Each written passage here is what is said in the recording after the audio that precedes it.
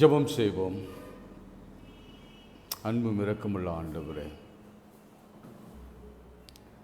மீண்டும் ஒரு புதிய வாரத்தின் காலை வேளையிலே ஓய்வு நாள் ஆராதனையிலே பங்கு பெற தேவன் எங்களுக்கு கொடுத்த ஜீவனுக்காக உமக்கு ஸ்தோத்திரம் செலுத்துகிறோம். நாங்கள் நிற்பதும் நிர்மூலமாகாமல் இருப்பதும் கர்த்தருடைய சுத்த கிருபை. இந்த இரக்கங்களுக்கு முடிவே இல்லை. அவை காலைதோறும் புதிதாக இருக்கிறதுக்காக ஸ்தோத்திரம் ஆண்டவரே. ஒரு முக்கியமான அவசரமான ஆபத்தான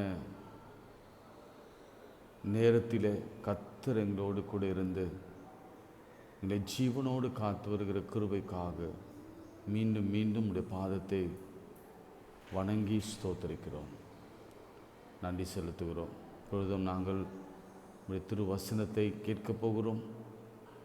அதிலிருந்து வருகிற வார்த்தை எங்களை ஆற்றட்டும், தேற்றட்டும், அதை எங்களை பலப்படுத்தட்டும், சுகப்படுத்தட்டும், ஆரோக்கியம் கொடுக்கட்டும், பயனுள்ளதாக இருக்கட்டும். திறந்த மனதோடு உடைய வசனத்தை தியானித்து எங்கள் நினைவிலே அதை எப்பொழுதும் நிறுத்தி வைத்து கொள்ள, எங்கள் இருதயத்திலே பதித்து வைத்துக்கொள்ள உதவி செய்யும். இயேசுவின் நாமத்தில் ஜெபிக்கிறோம் பிதாவே, ஆமென். அன்பானவர்களே, இந்த நாளிலும் கூட நாம் தியானிக்கும்படி கொடுக்கப்பட்ட நற்செய்தி பகுதி யோவான் எழுதின நற்செய்தி நூல் 20ஆம் அதிகாரம் 19ஆம் வசனத்திலிருந்து 23ஆம் வசனம் வரைக்கும் நாம் இந்த நாளிலே தியானிக்க இருக்கிறோம். அதற்கு நான் இப்படி ஒரு தலைப்பை வைக்கலாம் என்று விரும்புகிறேன். ஆண்டவரது அருட்பணி தொடர்ந்து நடந்து கொண்டிருக்கிறது. ஆண்டவரது அற்புதம் செய்கிற வல்லமை தொடர்ச்சியாக இம்மட்டம் நடந்து கொண்டிருக்கிறது. அதனால் ஆண்டவருடைய அருட்பணி, ஆண்டவருடைய அற்புதம், ஆண்டவருடைய அதிசயம், ஆண்டவர் இயேசுவின் வல்லமை, இந்த தலைப்பிலே உங்களோடு கூட ஆண்டவருடைய செய்தியை பகிர்ந்து கொள்ள விரும்புகிறேன். வாசிக்கேட்ட அந்த பகுதியிலே 19ஆம் வசனத்திலே நாம் இப்படி வாசிக்கிறோம். வாரத்தின் முதல் நாளாகிய அன்றைய தினம் சாயங்கால வேளையில் சீஷர்கள் கூடியிருந்த இடத்தில் யூதர்களுக்கு பயந்ததினால் யூதருக்கு பயந்ததினால் சீஷர்கள் இங்கே 10 பேர் என்று போடப்பட்டிருக்கும், அல்லது 10 பேர், அல்லது லூக்கா 24ஆம் அதிகாரத்தை நீங்கள் வாசிக்கின்ற பொழுது இந்த 10 பேரோட மற்ற சீஷர்களும் அவர்கள் அந்த அறைக்குள்ளே ஒளிந்து கொண்டிருந்தார்கள். நீங்கள் வீட்டில் போயிட்டு அந்த லூக்கா 24 10 மாத்திரமல்ல, 10 பேர் மாத்திரமல்ல, மற்றும் உள்ள சீஷர்கள் பயந்து அவர்கள் ஒளிந்து கொண்டிருக்கிறார்கள். இதற்கு நான் ஒரு தலைப்பை தேடின பொழுது, துன்புறுத்தலுக்கு பயந்து ஒளிந்து கொண்ட சீடர்கள். ஆங்கிலத்தில் த பெர்சிக்யூஷன் ஃபியர், துன்புறுத்தலின் பயம். இன்னும் ஆழமாக இதை நாம் சொல்லப்போனால், they were terrified. என்ன பயங்கரம் இனிமேல் நடக்குமோ, என்ன மோசம் நடக்குமோ என்று அவர்கள் பயத்தில் ஒரு வீட்டில் ஒளிந்து கொண்டிருக்கிறார்கள். இந்த பேண்டமிக் சிச்சுவேஷனில் சொல்ல வேணும்னா, அடுத்தது நான் தான் அப்படின்னு நம்ம நினைக்கிறோம்ல, அடுத்தது ஒருவேளை நானாக இருக்குமோ, அடுத்து பாதிக்கப்பட போவது நானாக இருக்குமோ என்று நாம் பயந்து நடுங்குகிறோம் அல்லவா? அப்படிதான் சீஷர்களும் இயேசுவை கொன்ற பிறகு யூதர்களுக்கு பயந்தபடினால அவள் யோசித்தாங்க, அடுத்தது நாங்கள் 10 பேர், எங்கள் கூட இருக்கிற மற்றவர்கள் அவர்கள் கொண்டு போவார்கள், டெம்பிள் சோல்ஜர்ஸ் கொண்டு போவார்கள், எங்களையும் அப்படியே சிலுவையிலேயோ அல்லது வேறு விதத்திலேயோ கொன்று குவிப்பார்கள், எங்களுக்கு மரணம் அருகில் வந்துவிட்டது என்று மரண பீதியிலே அவர்கள் ஒளிந்து கொண்டிருந்தார்கள்.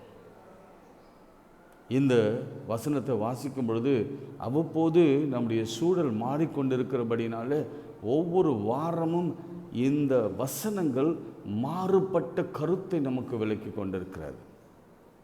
இப்பொழுது கூட நம் கடந்த வருஷத்தில் இதே சூழ்நிலையில் கடந்து வந்தோம்.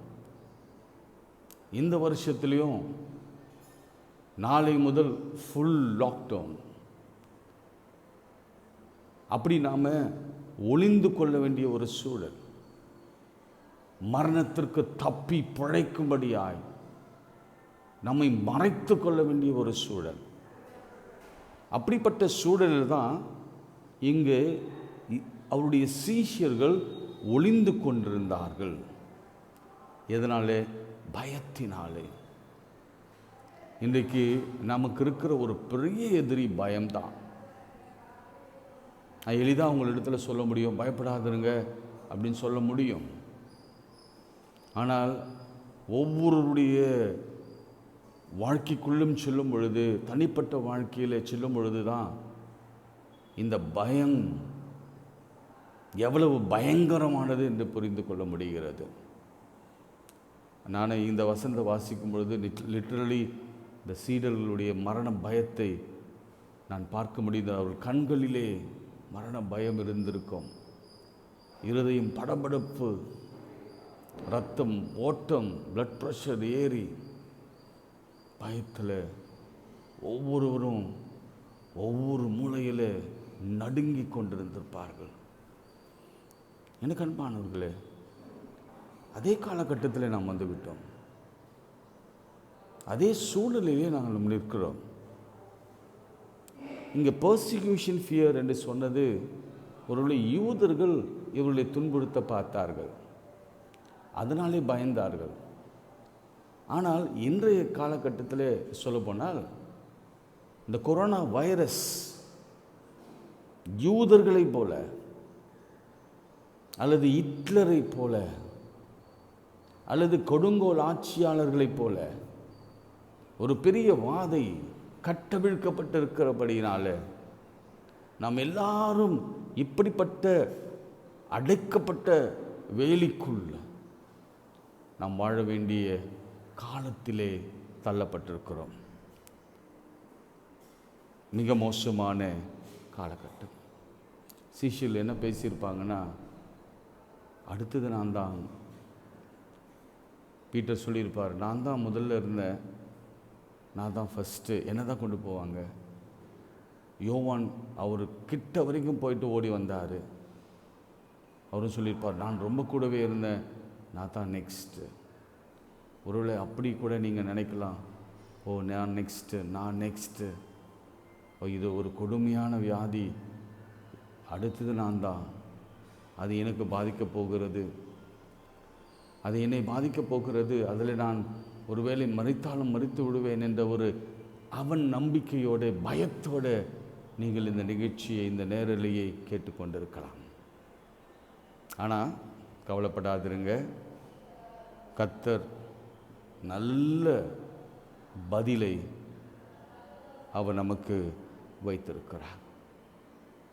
நல்ல பதிலை அவர் நமக்காக வைத்திருக்கிறார். அதை தான் நாம் தொடர்ந்து நாம் பார்க்க போகிறோம்.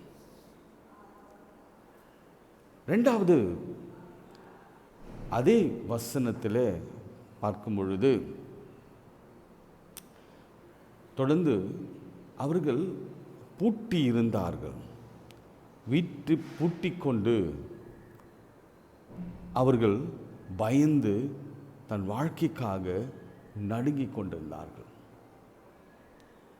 இன்னும் பீதி அதிகரித்து கொண்டே இருந்தது. அது அன்றே நிற்கவில்லை. They were emotionally threatened.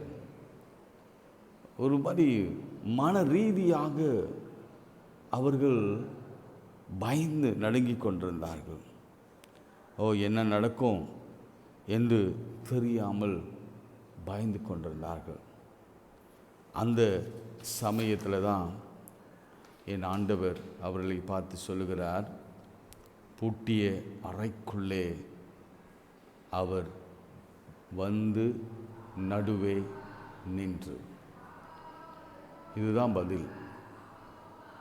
ஒருவேளை துன்புறுத்தல், பெர்சிக்யூஷன் என்ற வார்த்தை இந்த இடத்துல நமக்கு பொருந்துமோ பொருந்தாதோ எனக்கு தெரியாது. அல்லது பேனிக், பயம், பீதி என்ற வார்த்தை நிச்சயமாக பொருந்தும்.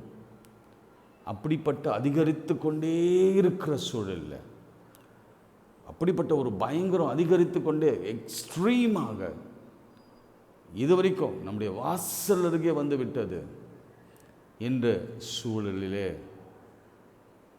பூட்டிய அறைக்குள்ளே நம்முடைய வாசல் அருகே நின்று கொண்டிருக்கிற அந்த வாதையை தாண்டி என் தேவன் இயேசு பூட்டிய அறைக்குள்ளே அவர் நுழைந்தார். அவர் நுழைந்தார். நீங்க பாருங்க, இயேசு வந்து நடுவே நின்றார். ஒருவேளை எனக்கு அன்பானவர்களே, இந்த நேரங்களில் நீங்கள் மருத்துவமனையிலிருந்து பார்த்து கொண்டிருக்கலாம், ஐசியூவிலிருந்து பார்த்து கொண்டிருக்கலாம், ஹோம் குவாரண்டைனிலிருந்து பார்த்து கொண்டிருக்கலாம், ஹாஸ்பிட்டல் குவாரண்டைன்லேருந்து, லாட்ஜ் குவாரண்டைன்லேருந்து, அல்லது வெளியூரிலே உள்ளூரிலே நீங்கள் மாட்டிக்கொண்டு பார்த்து கொண்டிருக்கலாம். இயேசு உங்கள் நடுவே நிற்கிறார் என்பதை மாத்திரம், அந்த அஷூரன்ஸை, உறுதியை இன்று நான் உங்களுக்கு சொல்லுகிறேன். வேதத்தின் அடிப்படையில் சொல்லுகிறேன். இயேசு வந்து நின்று நான் தான், இட்ஸ் மீ என்று ஆண்டவர் சொன்னார். உங்கள் எந்த சூழ்நிலையிலும், ஒருவேளை இந்த சூழ்நிலை இது ஆப்டாக இருக்கும், நடுவில் வந்து நிற்கிறார். நடுவில் வந்து நின்று அவர் சொல்லுகிறார், உங்களுக்கு சமாதானம் என்று சொன்னார். வேறு எதுவும் பேசல. ஃபர்ஸ்ட் வேர்டு, அந்த சீஷர்கள் மத்தியிலே ஆண்டவர் சொன்ன, ப்ரொனவுன்ஸ் பண்ண, அவர் வாயிலிருந்து வந்த முதல் வார்த்தை, உங்களுக்கு சமாதானம். யோவான்ல என் சமாதானம் என்று அவர் 14 சொல்லியிருக்கிறார். My piece.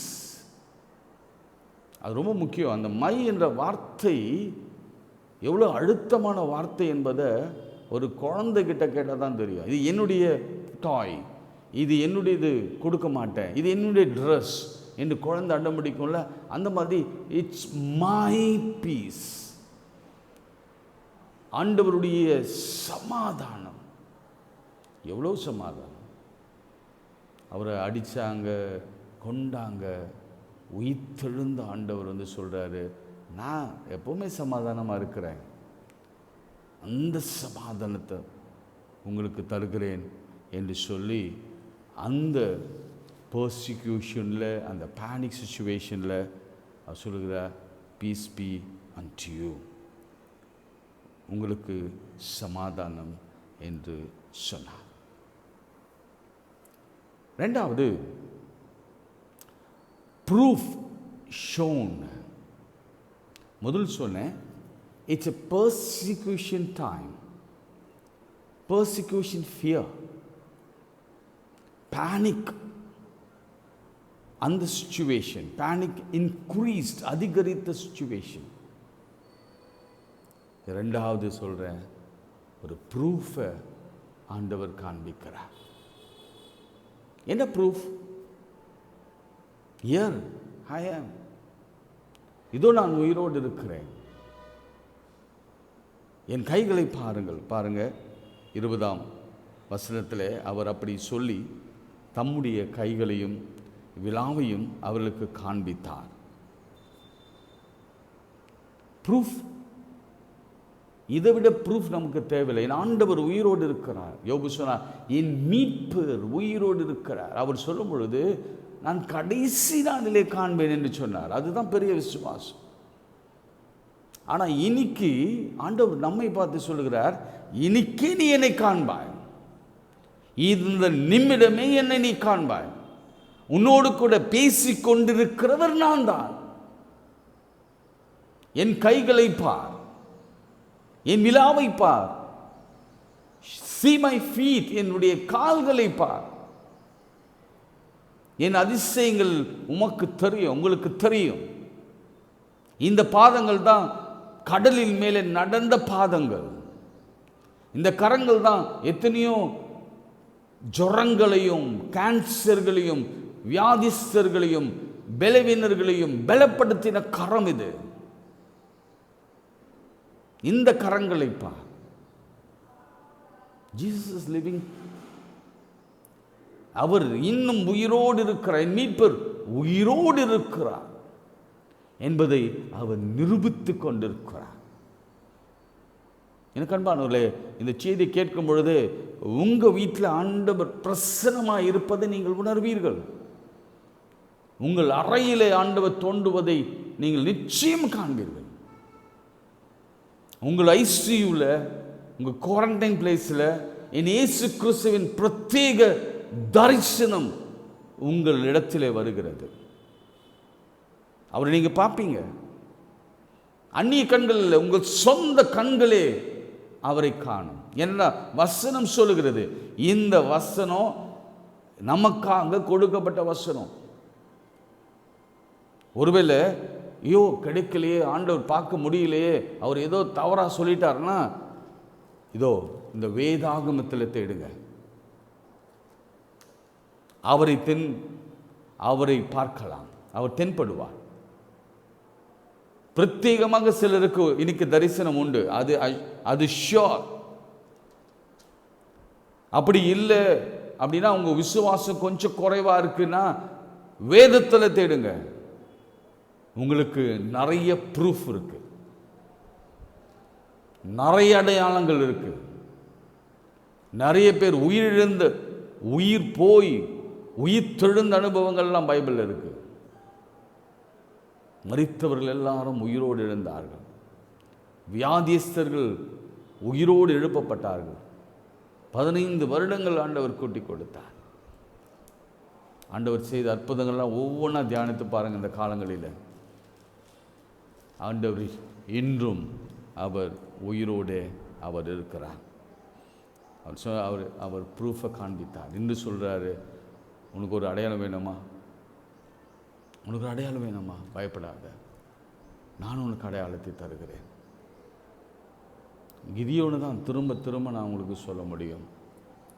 கிதியோன் ஆண்டவரிடத்தில் அடையாளத்தை கேட்டான். கர்த்தர் அடையாளத்தை 2 வயசை கொடுத்தார். நீ நியாயாதிபதிகள் 6ஆம் அதிகாரத்தை நீங்கள் வாசித்து பார்த்தால் தெரியும். ஆண்டவர் சொன்னான், நான் என் ஆண்டவரை கண்டேன், அதனாலே நான் சாவதில்லை. நான் இன்று சொல்லுகிறேன், கர்த்தரை நீங்கள் பார்த்துட்டீங்க, கர்த்தர் உங்கள் நடுவே வந்திருக்கிறார், உங்களுக்கு சமாதானம், நீங்கள் சாவதில்லை. யெகோவா ஷாலோம் இன்று நான் உங்களுக்கு சொல்லுகிறேன். ஊழியக்காரனுக்கு கொடுத்த ஒரு பெரிய கமிஷன் என்னவென்று சொன்னால், நீங்கள் வீட்டுக்கு போனீங்கன்னா அந்த வீட்டுக்கு சமாதானம் என்று சொல்லுங்கள். இன்று நீங்கள் வீட்டில் தான் இதை பார்த்து கொண்டு இருக்கிற நான் சொல்கிறேன், உங்களுக்கு சமாதானம் உண்டாவதாக, நீங்கள் சாவதில்லை. யெகோவா ஷாலோம், கர்த்தர் உங்களோடு கூட இருக்கிறார், உங்கள் நடுவே இருக்கிறார். இனி நீங்கள் தீங்கை காணாமல் இருப்பீர்கள். அது மட்டும் ஒரு முறை இல்லை, அவர் 2 முறை, அதாவது 21ஆம் வசனத்தில் இயேசு மறுபடியும் அவர்களை நோக்கி, உங்களுக்கு சமாதானம் உண்டாவதாக என்றார். எனக்கு அன்பானவர்களே, எவ்வளோ ஒரு அழுத்தமான ஒரு வார்த்தை பாருங்கள். சமாதானம்னா பீஸ்னா நீங்கள் அதை ஒரு மாதிரி எடுத்துக்கொள்ள வேண்டாம். இந்த சமாதானத்தை கெடுக்கிற எல்லாத்துக்கும் ஆண்டவர் ஒரு பதிலை வைத்து விட்டார். உள்ள வியாதி நிமித்தம் உங்களுக்கு சமாதானம் இல்லாமல் இருக்கலாம், வைரஸ் நிமித்தம், பயத்தின் நிமித்தம், திருமணம் ஆகவில்லையே, திருமணம் தடைப்பட்டிருக்கிறது, அல்லது இழந்திருக்கிறேனே, எல்லாத்துக்கும் ஒரே வார்த்தை பீஸ், பீஸ். அந்த தெய்வீக சமாதானத்தை ஆண்டவர் கொடுக்க காத்திருக்கிறார். பிலிப்பியர் 4:6-7 நம்ம வாசிக்கிறோம். உலகம் கொடுக்கக்கூடாத தெய்வீக சமாதானம், அவருடைய சமாதானம், அதை அவர் கொடுக்க அவர் காத்திருக்கிறார். அதனால் இன்னைக்கு உங்களுக்கு ஒரு அடையாளம் என்னன்னா, கிதியோனுக்கு கொடுத்த மாதிரி தான், நீங்கள் சாவதில்லை. எசேக்கியாவுக்கு கொடுத்த மாதிரி தான், பாகை பின்னாடி சுத்தம். கவலைப்படாதீங்க, நீங்கள் மறிப்பதில்லை. கர்த்தர் ஒரு அடையாளத்தை உங்களுக்காக அவர் கொடுக்க அவர் காத்து கொண்டிருக்கிறார். You will see the sign, you will see the proof of living Jesus. நீங்கள் வேணால் கேட்டு பாருங்கள் ஆண்டவரிடத்தில், ஆண்டவரே அப்படியா, நீங்கள் ஆண்டவரை அறியாதவங்களாக இருந்தீங்கன்னா, ஓ நீங்கள் அப்படி தானா, நீங்கள் அவ்வளோ குணமாக்க உள்ளவரா, எனக்கு ஒரு அடையாளத்தை கேளுங்க. நிச்சயம் ஆண்டவர் அடையாளத்தை தருவார், உங்களுக்கு சுகத்தை கொடுப்பார், ஆரோக்கியத்தை கொடுப்பார். நீங்கள் சாவின் விளிம்பிலிருந்து வெளியே வருவீர்கள், வியாதியிலிருந்து வெளியே வருவீர்கள், உபத்திரவத்திலிருந்து வெளியே வருவீர்கள், பிரச்சனையிலிருந்து வெளியே வருவீர்கள். கர்த்தர் எல்லாவற்றையும் சரி செய்வார். என் ஆண்டவர் இயேசு அதை செய்வார். மூன்றாவது ஒரு காரியத்தை நாம் பார்க்கலாம். 21ஆம் வசனத்திலே 2ஆம் பகுதி, பிதா என்னை அனுப்பினது போல நானும் உங்களை அனுப்புகிறேன். அந்த கூடி இந்த சீஷர்களை பார்த்து ஒரு திட்டத்தை அறிவிக்கிறார். இன்றைக்கு உங்களுக்கு ஒரு பெரிய குழப்பம், நாளையிலேருந்து லாக்டவுன், நான் என்ன செய்ய போகிறோம், என்ன திட்டம் பண்ண போகிறோம். நிறைய பேர் லாக்டவுனில் வேலையை விட்டுட்டாங்க, வெளியிலிருந்து பேப்பர் கொடுத்துட்டாங்க, என்ன பண்ணுறதுன்னு தெரியல. No plan. There is no future plan. ஒரு காலத்தில் நம்மளாம் உட்காந்து யோசிச்சோம், நாளைக்கு என்ன செய்வது, நம்முடைய பிள்ளைகளுடைய திருமணத்திற்காக, வேலைக்காக, என்னுடைய திருமண வாழ்க்கைக்காக, கார், பங்களா, வீடு, வச்சான்னு எல்லாம் யோசிச்சோம். We plan many things. ஆனால் இந்த காலகட்டத்தில் எல்லாம் ஸ்தம்பிக்கப்பட்டு ஒவ்வொரு நாளும் போவது நரகமாக இருக்கிற சூழல். காலையில் எழுந்திருக்கிறோம், நைட்டு படுக்கும்பொழுது நம்ம அப்படியே ஒரு ஸ்தோத்திரம் வச்சோம், ஆண்டவரே இது வரைக்கும் என்னை உயிரோடு வைத்தீங்களே ஸ்தோத்திரம். காலையில் எழும்பும்போது, ஐயோ ஆண்டவரே இரவு முழுவதும் என்னை உயிரோடு வைத்தீங்களே ஸ்தோத்திரம். ஆண்டவர் சொன்ன வார்த்தை நிஜமாச்சு, நாளை தினத்தை குறித்து கவலைப்படாதிருங்கள்.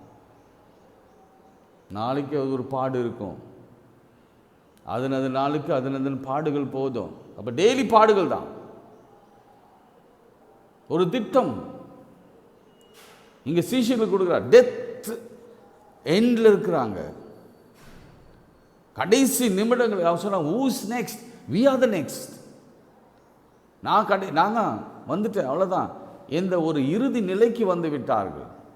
இப்போ அவங்களுக்கு ஒரு திட்டத்தை கொடுக்குறார், ஒரு பிளானை அவர் அனௌன்ஸ் பண்ணுறார். உங்களுக்கு ஒரு பிளான் அனௌன்ஸ் பண்ணுறார். பயப்படாதீங்க, பயப்படாதீங்க, உங்களை குறித்து நான் ஒரு திட்டத்தை வைத்திருக்கிறேன். அந்த திட்டம் சமாதானத்துக்கு எதுவான ஒரு திட்டம், பிளான். நான் ஒருவேளை நெகட்டிவாக உங்களுக்கு ஆரம்பித்திருந்தாலும் ஆண்டவர் சொல்கிறாரு, உங்களை குறித்து ஒரு திட்டம் வைத்திருக்கிறேன். என்னுடைய சமாதானம் உங்களோடு இருக்கும், அதுதான் மிக முக்கியமான ஒன்று. அப்புறம் சொல்கிறாரு, நான் உங்களை அனுப்புகிறேன். I am sending you. பயப்படாதீங்க, பயப்படாதீங்க, ஐ எம் சென்டிங் யூ. எப்படி பிதா என்னை அனுப்பினது போல ஐ ஆம் sending you into the world. உலகத்தில் உபத்திரம் உண்டு, அதே யோவானில் உலகத்தில் உபத்திரம் உண்டு. ஆமாம், ட்ரையல்ஸ், டெபில்யூஷன்ஸ் உண்டு. திடன் கொள்ளுங்கள், பயப்படாதிருங்கள், நான் உங்களோடு கூட இருக்கிறேன் என்று சொன்னவர். He is sending us. Daily காலையில் எழுந்த உடனே ஆண்டவர் சொன்ன திட்டத்தில் நாம் சேர்ந்துடணும். ஆண்டவரே, உடைய திட்டம் என்ன? உடைய திட்டம் என்ன? எங்களை குறித்து உடைய திட்டம் என்ன? என் பிதா என்னை அனுப்பினது. பிதா ஏன் அனுப்பினாரு? ஒரு ஆத்மா கூட கெட்டு போகாமல் நித்திய ஜீவனுக்கு வர வேண்டும் என்று தன்னுடைய மகனை அனுப்பினார். அதே போல் குமாரன் ஏன் நம்மை அனுப்புகிறார்? அவருடைய திட்டம் இதுதான். இனிமேல் நம்முடைய லௌகீக திட்டம், நம்முடைய பிள்ளைகளுக்காக ஒரு திட்டம், நம்முடைய எதிர்காலத்துக்காக ஒரு திட்டம் போகிறதில் எந்த பிரயோஜனமும் இல்லை. அதுக்கு முக்கியத்துவம் கொடுக்க வேண்டாம் நான் சொல்கிறேன். ஆண்டவருடைய திட்டம் என்ன? எல்லாரும் ரட்சிக்கப்பட வேண்டும். ஸோ அந்த திட்டத்தில் நாம் சேர்ந்துடணும். இது ஒரு ஒரு ஒரு அதிசயமான அற்புதமான ஒரு திட்டம். எத்தனையோ ஸ்கீம்ஸ் நம்ம பார்த்துருக்குறோம். கவர்மெண்ட் சொல்கிற ஸ்கீம், ப்ரைவேட் சொல்கிற ஸ்கீம். இந்த திட்டத்தில் சேர்ந்தால் அந்த வருஷம் 5 வருஷம் கழிச்சு 10 வருஷம் உங்களுக்கு நிறைய பணம் வரும். நான் சொல்ல திட்டம், என் ஆண்டவருடைய திட்டத்தில் நம்ம பங்கு பெற்றால் நித்திய வாழ்க்கை, இங்கே கூட நிலையான வாழ்க்கை. அப்படின்னாங்க திட்டம். அவருடைய திட்டத்தை எப்படி பங்கு பெறுறது அப்படின்னு உங்களுக்கு ஒரு கேள்வி வரலாம். ஆண்டவர் செய்த எல்லா காரியத்தையும் நம்ம செய்வோம். சுவிசேஷத்தை அறிவிப்போம். மனம் திரும்புங்கள் என்று முதல்ல சொன்னார். அதை நம்ம சொல்லுவோம். எல்லாரிடத்துல நம்ம மனம் திரும்பிட்டு சொல்லுவோம். அவர்களை எல்லாம் நம்ம போய் நம்ம மனம் திரும்பாமல் போயிட்டு மற்றவர்கள் மனம் திரும்புன்னு சொல்கிறதுல அர்த்தம் இல்லை. அப்படி சொல்கிறத பொலைட்டாக சொல்லுவோம். இந்த காலகட்டத்தில் நம்ம அதை சொல்வதில் ஜாக்கிரதையாக சொல்ல வேண்டும். அப்பா, கடைசி காலம் பிள்ளைகளிடத்தில் சொல்லுவோம். நம்முடைய பிள்ளைகளிடத்தில் சொல்லுவோம். முதலாவது நம்முடைய சகோதரிடத்தில் சொல்லுவோம். நம்முடைய கசின் இடத்துல, நம்முடைய அப்பா இடத்துல, அம்மா இடத்துல, நம்முடைய சகோதரி இடத்துல, கணவனிடத்தில், மனைவி இடத்துல ரிப்பென்ட், மனம் திரும்புங்கப்பா, கடைசி காலம். அப்புறம் வெளியில் சொல்லுவோம், நண்பரிடத்தில் சொல்லுவோம், டேய் இதை விட்டுருங்க, வேணாடா இதை விட்டுறா, நித்தியராட்சி நமக்காக இங்கேயும் இருக்குது அங்கேயும் இருக்குது என்று அவருடைய திட்டத்தில் நம்ம இணைத்து கொண்டால் கர்த்தருக்காக ஊழியம் செய்கிறவர்களுக்கு ஒரு விசேஷித்த பாதுகாப்பு உண்டு. நான் அடிக்கடிக்கு சொல்கிற விஷயம், அவர் நம்மை கண்ணின் மணியை போல பாதுகாப்பார். அவருடைய நாமத்தை அறிவித்தா நீடித்த நாட்களால் அவருடைய திருப்தியாக்கி ரட்சிப்பை காணும்படி செய்வார். அவர் நாமத்தை நாம் சொன்னோம்னா அதுக்கென்று ஒரு விலைக்குறையம் இங்கே ஆண்டவர் கொடுக்க வல்லவராக இருக்கிறார். அதுக்கென்று ஒரு அவார்டு இங்கே இருக்குது. கர்த்தர் அது நிச்சயம் கொடுப்பார். அதனால தான் அவருடைய திட்டத்தில் நாம் பங்கு பெற உங்களை அன்போடு கூட நான் அழைக்கிறேன். சிம்பிளாக செய்கிறேன். என்னங்க செய்ய முடியும்? நான் ஒரு முழு நேரம் உங்களை மாதிரி இல்லையே. வாட்ஸ்அப் இருக்குது, ஒரு 5 பேரை ஒன்றா சேர்த்து ஒரு குரூப் ப்ரேயர் பண்ண ஆரம்பிங்க. ஃபேஸ்புக்கில் வசனங்களை போடுங்க. நல்ல நல்ல சாட்சிகளை நிறைய பேருக்கு ஃபார்வர்ட் பண்ணுங்கள். இன்றைக்கும் இந்த மெசேஜ் ஒருவேளை நீங்கள் திட்டத்தில் பங்கு பெறணும்னா இன்றைக்கி ஆரம்பிங்க. எப்படி தெரியுமா? இந்த மெசேஜை அநேகருக்கு ஷேர் பண்ணுங்கள், சப்ஸ்கிரைப் பண்ணும்படி சொல்லுங்கள். இதுதான் ஆண்டவருடைய திட்டத்தில் செஞ்சுட்டா ஆண்டவர் தாம் பிள்ளைகளை அப்படி பாதுகாத்துக் கொள்வார். அவங்களுடைய சீஷரில் எப்படி பாதுகாத்தார் பார்த்தீங்களா? அவ்வளோ வைராக்கியத்தோடு பாதுகாத்தார். யாராவது ஒரே ஒருவராவது அவர் அவர் அவ்வளவோ கண்ணின் மணியை போல பாதுகாத்தார். அப்படி தான் நம்மையும் பாதுகாப்பார். பாதுகாத்து நம்மை நடத்துவார். நமக்காக அவர் திட்டத்தை வைத்திருக்கிறார். He has a plan for our life. நம்முடைய பிஸ்னஸ்க்காக ஒரு திட்டம் இருக்குது. நம்முடைய எதிர்காலத்துக்காக ஒரு திட்டம் வைத்திருக்கிறார். நம்முடைய பிள்ளைகளின் கல்வி, நம்முடைய பிள்ளைகளின் வாழ்க்கை, நம்முடைய பிள்ளைகளின் ஆசீர்வாதம், அனைத்தையும் அவர் திட்டம் வைத்திருக்கிறார். அதனால் நாம் எதற்கும் கவலைப்பட வேண்டிய அவசியம் இல்லை. ஒருவேளை நமக்கு பர்சிக்யூஷனை நாளைக்கு என்ன நடக்கும், நான் பயந்து பீதியில் இருக்கிறேனே, நான் என்ன செய்வேன், சமாதானம் இல்லாமல் இருக்கிறேனே, என்ன செய்வேன் என்று நீங்கள் இருக்கலாம். கர்த்தர் நிச்சயமாக உங்களுக்காக எனக்காக ஒரு திட்டத்தை அவர் வைத்திருக்கிறார். அடுத்து 4வதாக 22ஆம் வசனத்தை வாசிக்கிறேன். அவர்கள் மேல் ஊதி பரிசுத்த ஆவியை பெற்றுக்கொள்கின்றார். Power given. முதல்ல சொன்னேன், பர்சிக்யூஷன், பேனிக், அந்த சிச்சுவேஷனில் ஆண்டவர் அடையாளத்தை கொடுக்கிறார். அந்த அடையாளம் நீங்கள் சாவதில்லை, உங்களுக்கு சமாதானம் என்ற ஒரு அடையாளம். அடுத்து நான் சொன்னேன், உங்களுக்காக ஒரு திட்டத்தை, எனக்காக ஒரு திட்டத்தை ஆண்டவர் வைத்திருக்கிறார். இந்த பேண்டமிக் எல்லாம் போயிடும். ஆண்டவர் ஒரு நல்ல நிலையில் நாம் வாழ வைக்க அவர் ஒரு திட்டத்தை வைத்திருக்கிறார் என்று நான் ஆணித்தரமாக இந்த வேளையில் உங்களுக்கு உறுதியாக நான் சொல்கிறேன். He has a plan for us. இந்த திட்டம், நமக்காக வைத்திருக்கிற திட்டம் என்ற வசனங்களை எடுத்து பாருங்கள். நிறைய வசனங்கள் உண்டு.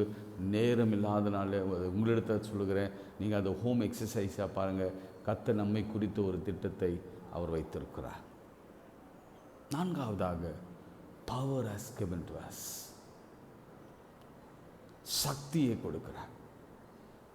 நல்ல டிரான்ஸ்லேஷன், சக்தியை கொடுக்கிறார்.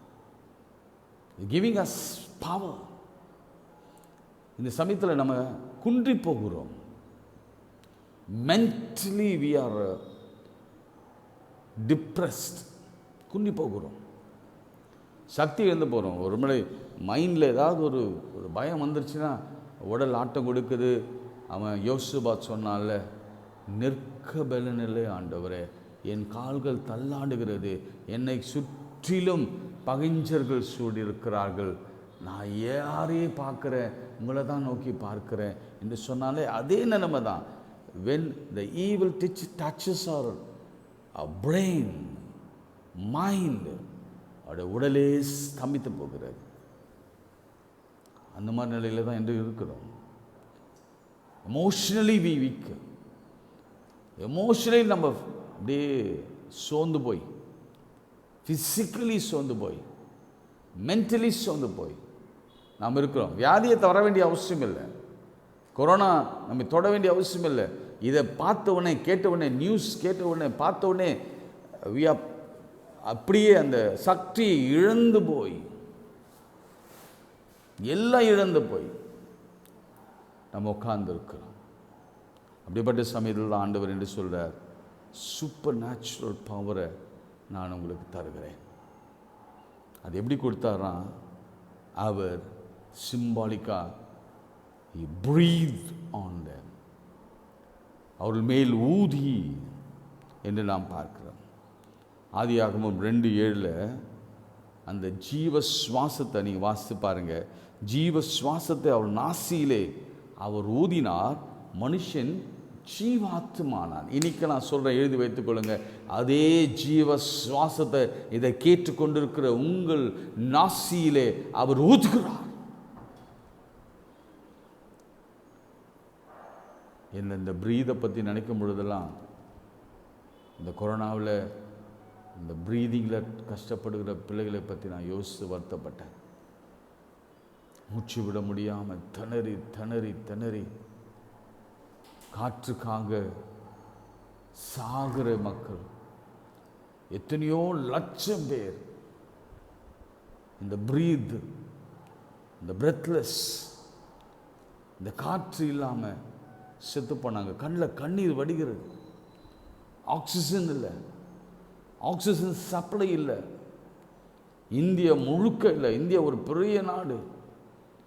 ஆக்சிஜன் சப்ளை இல்லாமல், இந்த ப்ரீத் இல்லாமல், இந்த ஹேர் இல்லாமல் இறந்து போகிற மக்கள். இந்த ஆண்டவர் உங்களுக்கும் எனக்கும் இந்த புதிய சுவாசத்தை அவர் வைக்கிறார். இனிமேல் உலகம் கொடுக்கிற அல்லது மருத்துவம் கொடுக்கிற அந்த சுவாசம் நமக்கு தேவைப்பட போவதில்லை. என் இயேசு ஜீவ சுவாசத்தை இப்பொழுதே ஊதுகிறார். நான் ஆவிலே நிரம்பி சொல்கிறேன். அந்த ஜீவ சுவாசம் உங்களுக்குள் வரும் பொழுது ஜீவ ஆத்மாவாக நீ மாறப்போகிறீர்கள். நியூ லைஃப், புதிதாக லைஃப். பரிசுத்த ஆவி குறித்து தான் அதை சொன்னார். ஆனால் நான் இப்போ லிட்ரலாக பேச விரும்புகிறேன். ஒவ்வொருவருக்கும் அந்த அந்த சுவாசத்தை ஆண்டவர் ஊத வேண்டும். அவர் ஊதப் போகிறார். ஏன்னா ஆண்டவர் நடுவில் வந்துட்டாங்க. அவர் வந்து உங்களுக்கு சமாதானம் சொல்லிட்டு அவங்க சொன்னாங்க, நீ என்னோடு இருந்து என் திட்டத்தில் சேர்ந்துருங்கன்னு சொன்னாங்க. என் சேர்மனை நான் அப்படியே அவங்களுக்கு ப்ரீஃப் பண்ணுறேன், என்னோட என் திட்டத்தில் சேர்ந்துருன்னு சொல்லிட்டாங்க. இப்போ என்ன சொல்கிறாங்கன்னா, இதோ என்னுடைய சக்தியை பெற்றுக்கொள்ளுங்கள். ஒருவேளை நீங்கள் வீக்காக இருக்கலாம், பலவீனமாக இருக்கலாம், உங்கள் கால்கள் தள்ளாடலாம், உங்கள் செஸ்ட் பாதிக்கப்பட்டு இருதயம் பாதிக்கப்பட்டு சுவாசிக்க முடியாமல் இருக்கலாம், காஃபில் உங்களால் பேச முடியாமல் இருக்கலாம், உங்கள் இருதயத்தில் சளி நிறைந்திருக்கலாம்.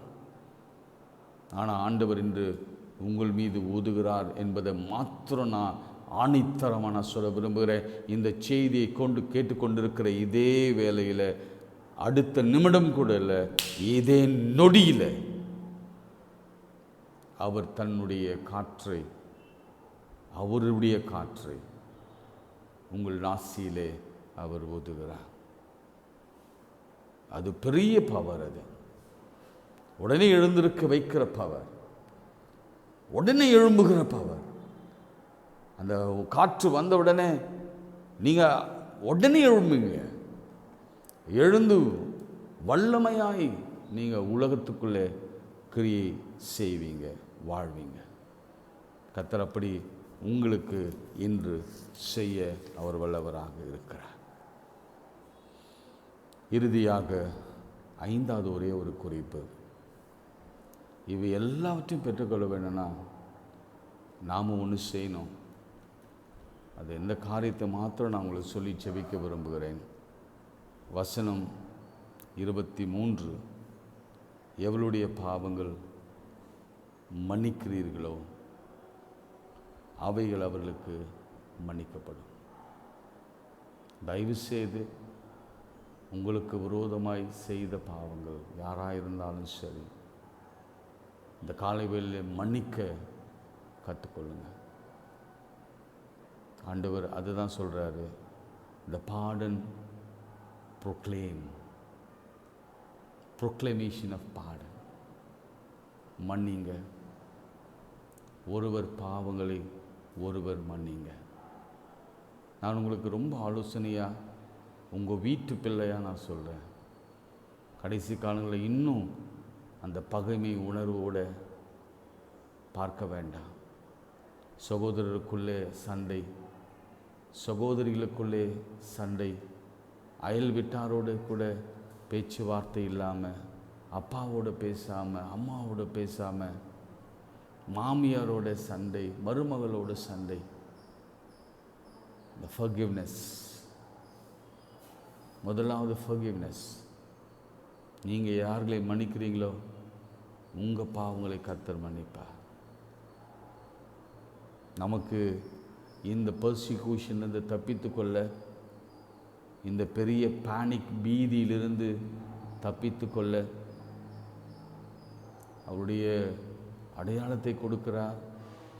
மாத்திரமல்ல, அவருடைய வல்லமை சக்தியை கொடுக்கிறார். அடுத்து அதெல்லாம் பெற்றுக்கொள்ள வேண்டும் என்று சொன்னால் நாம் ஒருவர் பாவங்களை ஒருவர் மன்னிக்க வேண்டும், அதை மூடணும். ஆண்டவர் என்ன அழகானவர் தெரியுமா? நம்ம பாவங்களை நம்ம அறிக்கையிட்டு விட்டுவிட்டால் அவர் மறந்து போகிற தேவன். அதை மனதில் வைத்துக்கொள்ள மாட்டார். கிழக்குக்கும் மேற்குக்கு எவ்வளோ தூரம் நமக்கு தெரியாதுல்ல, அது வரைக்கும் அவர் நினையாதிருப்பார். கடத்தில் ஆழத்தில் போகிற தேவன் இன்றைக்கு நம்ம பார்த்து சொல்கிறார், மன்னிங்க, மன்னிங்க, மற்றவர் பாவங்களை மன்னிங்க. இதுதான் ஆண்டவர் கேட்கிற ஒரே காரியம். அவங்க என்ன செய்திருந்தாலும் சரி, forgive them all of this, all your sin. எல்லா பாவங்களையும், எல்லாருடைய பாவங்களையும் நீங்கள் மன்னிங்க. ஆண்டவர் உங்களுக்கு மன்னித்தது போலவே நீங்களும் அவர்களுக்கு மன்னிங்க. அப்படி மன்னிக்கும் பொழுது நிச்சயமாக இந்த அச்சுறுத்தலிருந்து, இந்த துன்புறுத்தலிருந்து இந்த பீதியிலிருந்து கர்த்தர் நிச்சயம் நம்மை வெளியே கொண்டு வருவார். நமக்கு அவர் ஒரு அடையாளத்தை காண்பிப்பார். அடையாளம் என்பது மிராக்களை நான் சொல்லுகிறேன். அவர் நமக்கு ஒரு மிராக்களை செய்வார், அற்புதத்தை செய்வார். அடையாளங்களும் அற்புதங்களும் நடக்கும் நம்முடைய வாழ்க்கையில். கடைசி காலங்களில் ஆண்டவர் சொன்னார்ல, அடையாளங்கள் அற்புதங்கள் நடக்கும். அது ப்ரூஃபாக இருக்கும். இழந்து போன சக்தியை ஆண்டவர் மீண்டும் நமக்கு கொடுப்பார். எப்பொழுது தெரியுமா? நாம் ஒருவர் பாவங்களை ஒருவர் மன்னிக்கும் பொழுது.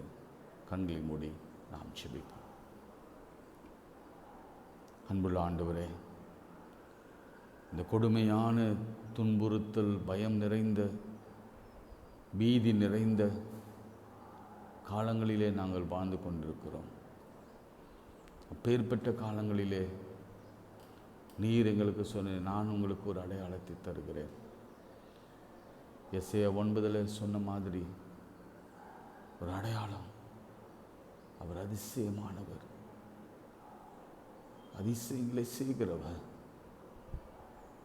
அவர் ஆலோசனை கர்த்தர், அவர் வல்லமையுள்ள தேவன், அவர் நித்திய பிதா, சமாதான பிரபு என்று சொல்லப்படும்.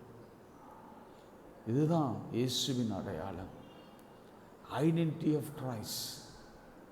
அவர் வல்லமையுள்ளவர், அவர் நித்திய பிதா, சமாதான பிரபு. மாத்திரமல்ல ஆண்டவரே, எங்களுக்கு இழந்த சக்தியை மீண்டும் தாங்க ஆண்டவரே. எங்கள் மீது ஊதுங்க. எங்களுக்கு ஆக்சிஜன் லெவல் இல்லை, தேவையான அளவுக்கு இல்லை. கர்த்தர் இலவசமாய் கொடுத்தீங்க, அதை நாங்கள் மாசுபடுத்தப்பட்டு போட்டோம். இப்பொழுது உம்முடைய ஜீவ சுவாசத்தை எங்கள் மீது ஊதும்படியாக கெஞ்சி கேட்டுக்கொள்ளுகிறோம். இந்த நேரத்தில் ஐசியூவில் படுத்து கிடக்கிற ஒவ்வொரு பிள்ளைகளுக்கு அந்த ஜீவ சுவாசத்தை ஊதுங்கப்பா. 100 மடங்கு வரட்டும், அது குறையாமல் வரட்டும், நிற்கட்டும், அவர்கள் எழும்பட்டும், எழும்பி இப்படி நாமத்தை மகிமைப்படுத்தட்டும். இழந்த சக்தியும் நம்முடைய வல்லமையுள்ள பரிசுத்த ஆவியினாலே நம்முடைய பிள்ளைகளுக்கு தாங்க சுவாமி. மாத்திரமல்ல, உம்முடைய திட்டத்தில் நாங்கள் சேர்ந்து கொள்கிறோம். உம்முடைய வருகை மட்டும் எங்களை அழைத்து செல்வீராக. உம்முடைய வருகை மட்டும் திட்டம், உம்முடைய திட்டத்திலே நாங்கள் இருக்க உதவி செய்யும். நாங்கள் போடுகிற திட்டம் எல்லாம் அபத்தமாகட்டும். இயேசு எங்களை குறித்து வைத்திருக்க திட்டம் மாத்திரம் நிறைவேறட்டும். அதே போல கடைசியாக கர்த்தாவே, நாங்கள் எங்களுக்கு விரோதமாய் செய்தவர்களுக்கு நாங்கள் மன்னிக்கிறதை எங்களுக்கு கற்றுக் கொடுத்தீரதற்காக ஸ்தோத்திரம். நீங்களும் எங்களுடைய பாவங்கள் எல்லாவற்றையும் மன்னிப்பீராக. இன்று ஒரு அற்புதம் செய்யும். பலவீனத்தோடு இருக்கிற ஒவ்வொரு பிள்ளைகள், எங்கள் சகோதர சகோதரிகள், கோவிடில் மற்ற வியாதிகளிலே பலவீனத்தோடு இருக்கிறவர்கள், பயத்தில் இருக்கிறவர்களுக்கு ஒரு அற்புதம் செய்யும்.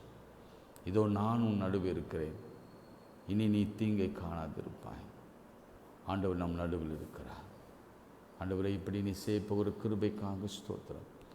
இந்த வசனங்கள் கொண்டு போகிற இடங்களில் எல்லாம், இந்த பிள்ளைகள் அறிவிக்கிற இடங்களில் எல்லாம் இது கிரியை செய்யட்டும். நிறைய சாட்சிகள் எழும்பட்டும். இயேசு கிறிஸ்துவின் நாமத்தில், வல்லமையுள்ள நாமத்தில், உயிர்த்தெழுந்த நாமத்தில், எப்போதும் எங்கள் முன்பு நிற்கிற நம்முடைய நாமத்தில் ஜெபிக்கிறோம் நல்ல பிதாவே. ஆமென், ஆமென்.